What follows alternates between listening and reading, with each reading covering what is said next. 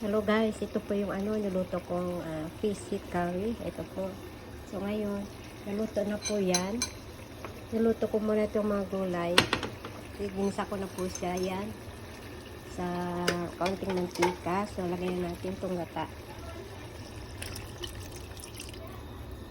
Gata ng nyog. Ayan po. Tapos pakuluan ko na po siya para nilagay na natin itong isda. Haluin po natin. Yan, haluin po natin. Ang ginawa ko po dito, naglagay pa ako ng kaunting mantika. Kasi bumili na pa ako ng curry sauce. So dito ko na lang luto. Naghiwa pa ako ng maliit na sibuyas na hinihiwa ko, chirap-chap. Tapos niluto ko sa kaunting kamatis. Isang maliit na kamatis, pagkatapos naluto ko sila hanggang sa medyo yung lutong-luto na po yung kamatis, nilagay ko na po yung mga gulay, hinalo-halo ko na po yung curry. Ngayon, lakas ng ulo. Yan, lagay natin itong ulo ng salmon. Yan po ang ating ulam ngayon, salmon fish curry.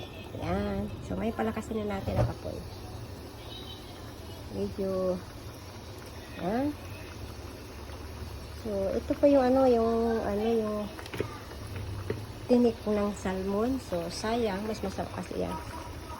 Kahapon nag-tom-yum soup ako ganito, pero yung maasim ito medyo matamis-tamis doon, maanghang kasi mahilig po sila dito ng curry.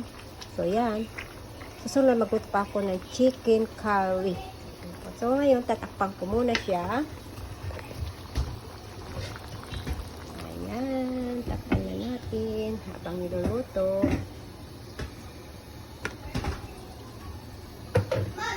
Yan ang ating fish head curry. Yan, napakasarap po yan. So ngayon, pag natin ng kaunti, pwede ko na po siyang baliktarin. Ayan, medyo kumulo na rin.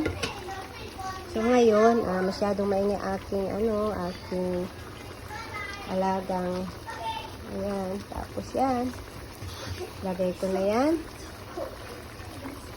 Ayan, naligtad ko na po siya. Talutuin na natin. Ayan po ang fish curry po. Napakasarap. Yummy po. I-try nyo po. Talagang magustuhan. Hindi po masyado manghang to kasi talaga po para sa sa mga hindi mahilig sa sili. Hindi ko po nilagay yung sili. Ayan, nakuha po siya. So, ayan. Ang salmon po naman madali lang naman lutuin, di ba? So, ayan. Tinik lang naman yan. Ayan. So, napakasarap po na ating luto. Yummy. Ito po, Sharing Palaka, OFW Life. Ayan.